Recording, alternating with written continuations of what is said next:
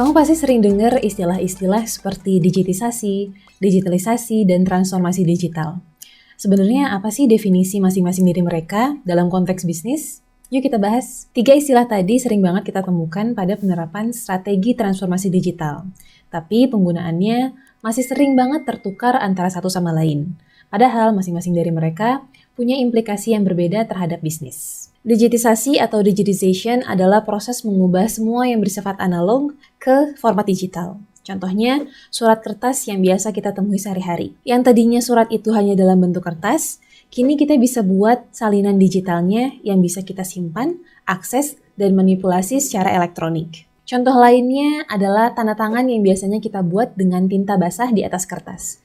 Kini kita bisa membuat tanda tangan versi digital yang bisa langsung kita attach ke dalam dokumen digital. Kalau digitalisasi, ini adalah proses lanjutan dari digitisasi, yaitu memanfaatkan alat-alat teknologi digital untuk menyederhanakan proses, mengotomatisasi pekerjaan, dan juga meningkatkan efisiensi pekerjaan secara keseluruhan. Contohnya, menggunakan aplikasi akuntansi untuk pencatatan keuangan, atau aplikasi ERP untuk mengelola semua kegiatan operasional dalam sebuah perusahaan. Karena di tahapan ini telah terjadi otomatisasi pekerjaan, dan juga proses bekerja yang lebih disederhanakan, akibatnya kita bisa mengurangi human error, kita juga bisa bekerja makin produktif, dan juga membuat pengambilan keputusan yang lebih baik karena berdasarkan data. Nah, kalau transformasi digital, ini bukan lagi hanya mengadopsi teknologi digital, tapi juga mengubah seluruh model bisnis, budaya perusahaan, dan juga fokus pada customer experience dengan integrasi teknologi digital.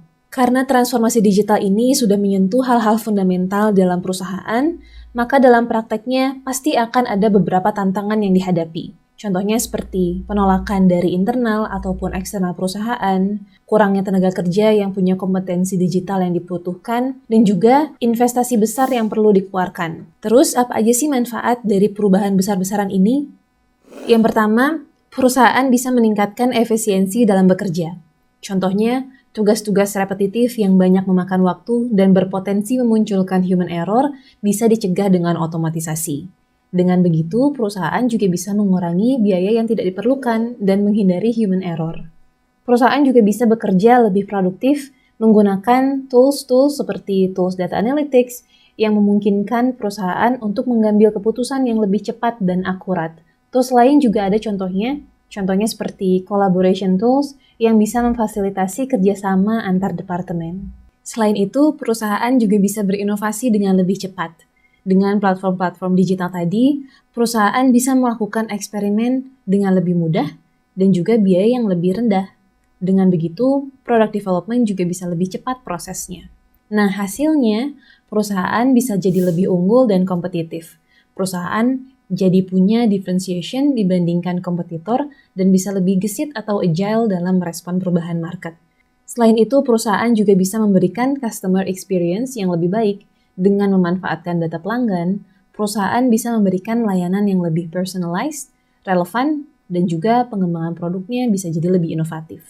Jadi, kalau bisa disimpulkan, digitisasi adalah proses mengubah data analog ke format digital yang kemudian dilanjutkan ke digitalisasi, yaitu memanfaatkan data digital untuk meningkatkan efisiensi dalam bekerja. Digitisasi dengan digitalisasi ini lebih fokus kepada aspek teknis dan operasional, sedangkan transformasi digital lebih fokus kepada hal-hal fundamental seperti mengubah model bisnis, mengubah budaya perusahaan, dan juga fokus memberikan customer experience yang lebih baik.